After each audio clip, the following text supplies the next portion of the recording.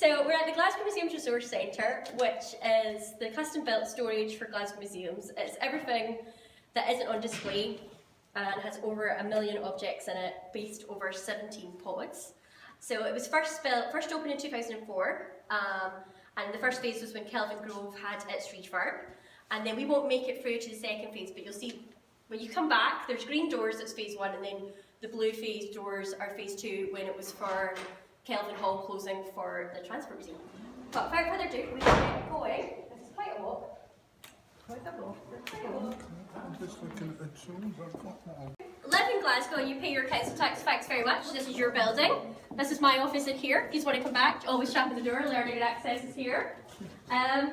And then if you like a flutter at the weekend on the old lottery, thanks very much. You may have not won the millions, but you fund my job by the Heritage Lottery Fund. So we also have a museum library here as well, but that's not accessible to the public. That's for our museum. So when Fiona asked me how it worked, the library was where I went and it told me where it was. So just be very aware of your hands. There is a lot of doors. Why is the building only accessible to people who pay their council No, tax? I'm saying thank you because you own it. No, everybody's allowed in here. I was just meaning it. If you pay your council tax to Glasgow, you own this building because Glasgow Life own all this. No, this building is open to everyone. All the workshops are free. I will give you the leaflets on a Tuesday afternoon from 2:30 to 3:30. You spend for later. I do have to ask that everybody has to put their bags in. We're going to go very quickly because this goes into shutdown at 4:30. We're only getting in, Fiona, because it's free. So this is one of our painting pods. Oh my god, it's amazing. It's huge. We're going to the second one. Woo! I know, look at this. Oh my god. And this is just the little end. There is. Anybody want to guess how many paintings are in this room? This isn't even the main bit. There's 4,000 paintings in this room, roughly. And you can come and spend a whole hour in here. Yeah, at least. At least. I know. My work's amazing. I'm in the base building. Yeah, you're like, where are you putting me? Right, we should have put her in the wheelchair. She wasn't going in, was she? No, I knew that. It's just, if we all get stuck in here, we'll have to stand still like statues for the night. I'm going to get the lift open. You'd think of building this size, we wouldn't run out of room, but because the borough came over here, this is extra racking that we're going to have there. Okay. So here's the tour. We've been on a Hannah Frank Arts tour, Hannah Frank's Glasgow tour, and this is the bit where we're going to. That's just in case the lift fails, there's always got to be a member of staff out west. But we're fine, it's never happened. Yet. This is one of the smaller lifts. We have a lift in here that can hold 58 people, and we call it the Sir Roger lift because of the elephant at Kelvin Grove. They had to have a lift big enough for the elephant and his weight, and also the transport because our natural history is here as well. And you have to have natural history on one up because of the insects. That's why we all had to take our jackets and our bags off, because if they lay their eggs they can eat fruit, and certain flies will only go up so high, so there's an even bigger it's a very exciting place to work. Can I ask you something? Why it's so warm? I thought all these works of arts wouldn't want to be so. It's different temperatures in different rooms, so it varies depending on where you are. Like, you know, everything is in darkness until I flick lights. Remember, this is a very much working store, so there is boxes everywhere, so just everybody who watch their feeding, their footing below. And this is where Hannah's work is in hiding at the moment. Woo! Up here. So this is where your aunt's work is. Fiona is the niece of Hannah Frank, Billy. Yeah.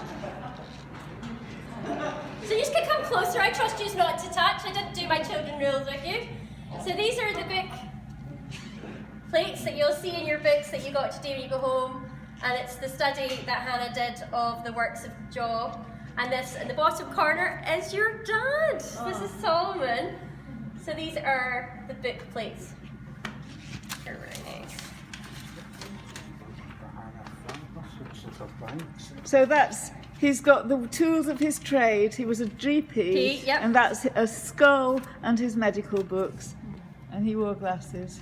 Now you can confirm, because on the notes of museums it says triangles, but I always thought it was mountains down there. What do you believe it is on the... I thought it was books and mountains. Or is it triangles? You can be the debate of that. You can be the authority being the family.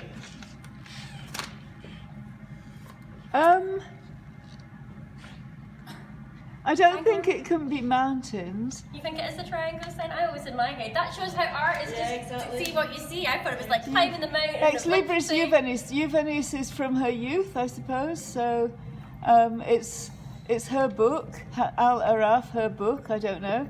So I don't And know. signed with her signature name. I have absolutely not the slightest idea. All right, It's well, here open we for go. absolutely anybody to interpret it. The book plates were for people to have ex libris, was to have, you put it on your books so that they knew that they were your books. And Hannah Frank's, especially this one at the left here, she had her typical, the tools of her trade was a pen, ink, books, a very typical two-stranded tree, which she had in a lot of her drawings, and then a picture of her heavy-breasted Hannah Frank. In bigger form. And that's her with longer hair. And I actually don't know who Ex Libris Juvenis is. I don't know who There's that one person that, is. yeah, and that one's the unnamed one, isn't Yes. it? Yeah. And then up the top, I know it's a bit hard, but I couldn't get it moved to a place that was more accessible, was Rat Thy Form and the Mantle Grey Star, which was inspired by the Percy Shelley poem, and I've got a wee excerpt from it. Swiftly walk over the western wave, spirit of night, out of the misty eastern cave, where all the long and lone delight. Thy wovest dreams of joy and fear, which makes thee terrible and dear.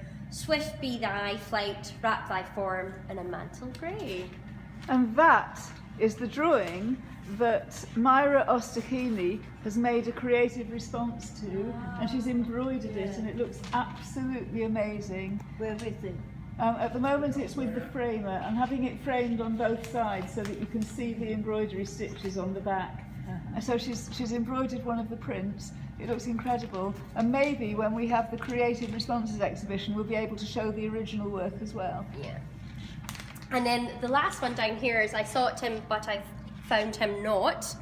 It reflects, what we've been told is it reflects Frank's earlier, moodier and more minimalist linear style, which draws heavily on work of Aubrey Beardsley, but shows the influence of the detailed contemporary pen illustrated produced by fellow Glasgow artist Annie French. We were told that this drawing was one of Hannah's favourites, but you told me a different story, so we'll debate about that in the bus, because you said... She had it in her house, in her bedroom Bedroom. when she died, and so I always think that the ones that were in her bedroom were her favourites. that I had heard the other ones that were in her bedroom, so that's why I was like, I'm not sure if the museums have got that one right, but we'll have a debate. It also shows close, because there has been a removal of a hair strand as well from this, to show removal of a hair strand and the creation of a slightly redefined chin, which shows that she goes back and revisited her work as well. So Yeah, you can have a look and see where she's put kind of Tipex on there. yeah. So you can see it very clearly clearly down the strand here. of hair is missing. She's And it's changed her because- mind about it. Show me.